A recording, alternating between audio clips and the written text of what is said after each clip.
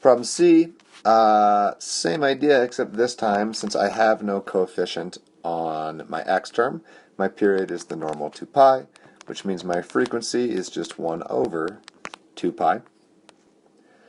So I'm going to want to sketch this thing. I do not have a modified period, which means it will go out to 2 pi. So I can split it up in halves and then fourths like that.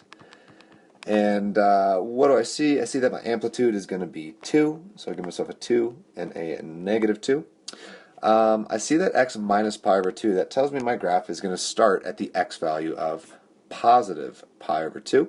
And it's a negative 2 in front, which means it will start at negative 2 right there for the cosine graph. And then it's just going to run through its cycle, and it has no choice to do what it does. So I can see that I'm going to get a graph that looks like this.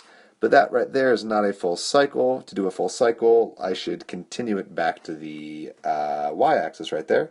So if I continue that pattern, I'm going to end up with that graph right there, which you might recognize. That looks a lot like negative 2 times the sine of x, because they're equivalent.